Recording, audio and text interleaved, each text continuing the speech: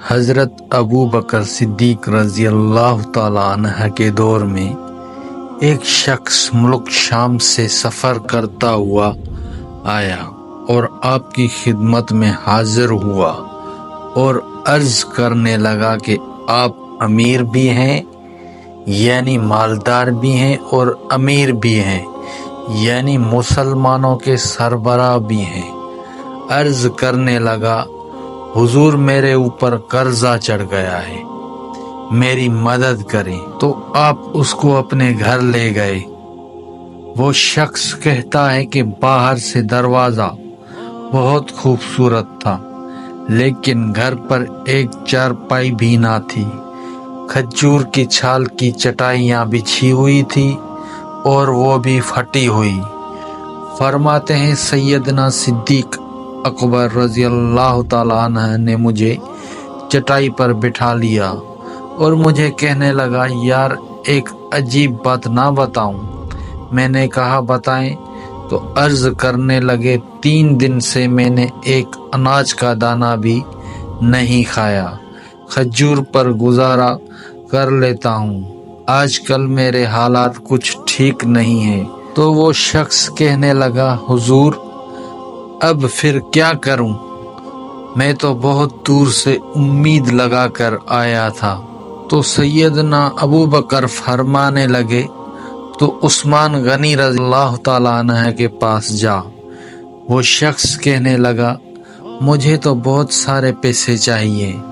تو آپ نے فرمایا تیری سوچ وہاں ختم ہوئی جہاں سے عثمان غنی رضی اللہ تعالیٰ عنہ کی سخاوت شروع ہوتی ہے، تو جا ان کے پاس۔ وہ شخص کہنے لگا آپ کا نام لوں کہ مجھے امیر المومنین نے بھیجا ہے؟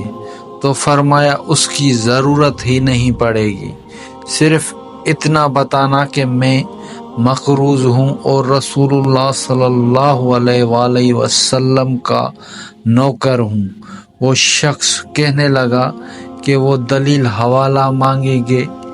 فرمایا عثمان غنی رضی اللہ تعالیٰ عنہ سخاوت کرتے وقت دلیل یا حوالے نہیں مانگتے۔ عثمان رضی اللہ تعالیٰ عنہ اللہ تعالیٰ کی راہ میں دیتے ہوئے تفتیش نہیں کرتا اور سخاوت کرتے وقت ٹھٹولنا عثمان رضی اللہ تعالیٰ عنہ کی عادت نہیں۔ وہ شخص کہتا ہے کہ میں چلا گیا، پوچھتا پوچھتا دروازے پر دستک دی۔ حضرت عثمان غنی رضی اللہ تعالیٰ عنہ کے اندر سے بولنے کی آواز آ رہی تھی، اپنے بچوں کو ڈانٹ رہے تھے کہ یار تم لوگ دودھ کے اندر شہد ملا کر پیتے ہو، خرچہ تھوڑا کم کرو، اتنا خرچہ بڑھا دیا ہے، دودھ میٹھا شہد بھی میٹھا، ایک چیز استعمال کر لو، تم کوئی بیمار تھوڑی ہو۔ وہ شخص کہتا ہے میں نے کہا ابو بکر رضی اللہ تعالیٰ عنہ تو بڑی باتیں بتا رہے تھے، یہاں تو دودھ اور شہد پر لڑائی ہو رہی ہے اور مجھے تو کئی ہزار دینار چاہیے، کیا یہ دے دے گا؟ وہ شخص کہتا ہے کہ میں ابھی یہ سوچ ہی رہا تھا کہ اندر سے دروازہ کھلنے کی آواز آئی، وہ باہر آئے اور میں نے کہا السلام علیکم۔ انہوں نے سلام کا جواب دیا اور وہ سمجھ گئے کہ میں مسلمان ہوں اور مخاطب ہو کر کہنے لگے معاف کرنا، بچوں کو ذرا ایک بات سمجھانی تھی، آنے میں ذرا دیر ہو گئی۔ ان کا پہلا جملہ ان کے بڑے پن کا مظاہرہ کر رہا تھا۔ پھر دروازہ کھولا اور مجھے انہوں نے گھر بٹھایا اور میرے لیے جو پہلی چیز پیش کی گئی وہ دودھ میں شہد ڈال کر دیا گیا اور پھر کھجور کا حلوہ پیش کیا گیا۔ وہ شخص کہتا ہے کہ میرے دل میں خیال آیا عجیب شخص ہے، گھر والوں کے ساتھ جھگڑ کر رہے تھے، ایک چیز استعمال کیا کرو، میرے لیے 3 چیزیں آ گئی ہیں، لیکن ابھی میرا تصور جمع نہیں تھا۔ میں نے دل میں خیال کیا اتنا تگڑا نہیں جتنا ابو بکر صدیق رضی اللہ تعالیٰ عنہ نے بتایا ہے۔ وہ شخص کہتا ہے کہ کھلانے پلانے کے بعد پوچھنے لگے کیسے آئے؟ میں نے کہا کہ میں مسلمان ہوں اور ملک شام کے گاؤں کا رہنے والا ہوں، اور کچھ کاروباری مشکلات آئی تو مقروض ہو گیا ہوں، اور میرے اوپر قرضہ ہے اور مجھے کچھ پیسوں کی حاجت ہے۔ کہنے لگا تو میں نے کچھ پیسے کہا تو انہوں نے ایک آواز دی تو ایک غلام اونٹ پر سامان لدا ہوا لے کر حاضر ہوا۔ وہ شخص کہتا ہے کہ مجھے 3000 اشرفیاں چاہیے تھی، ابھی میں نے بتایا نہیں تھا۔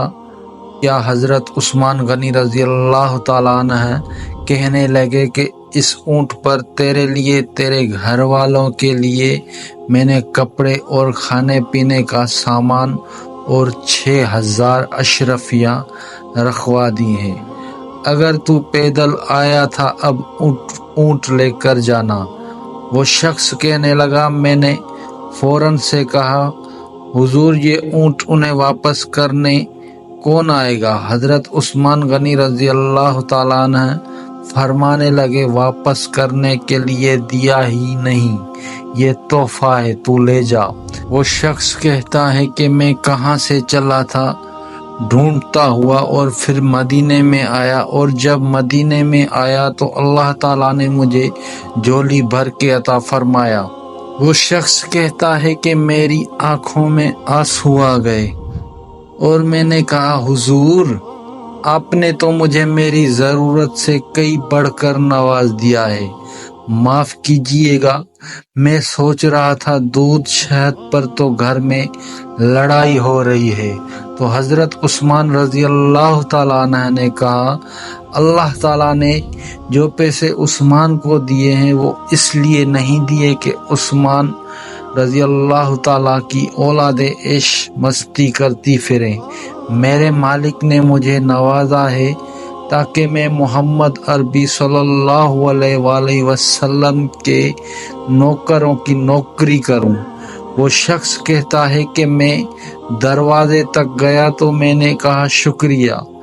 کہتا ہے کہ ابھی میں نے بتایا نہیں تھا کہ مجھے ابو بکر صدیق رضی اللہ تعالیٰ عنہ نے بھیجا ہے کہ آپ فرمانے لگے کہ شکریہ ابو بکر صدیق رضی اللہ تعالیٰ عنہ کا ادا کرنا جس نے تجھے یہ راستہ دکھایا ہے۔ وہ شخص کہتا ہے کہ میں نے کہا حضور آپ کو تو میں نے بتایا ہی نہیں کہ مجھے تو آپ رضی اللہ تعالیٰ عنہ مسکرا کر فرمانے لگے چھوڑو آپ کا کام ہو گیا، اس تفصیلات میں نہ پڑو۔ سبحان اللہ، یہ شان ہے خدمت گاروں کی، تو سرکار دو عالم کیا ہوگا۔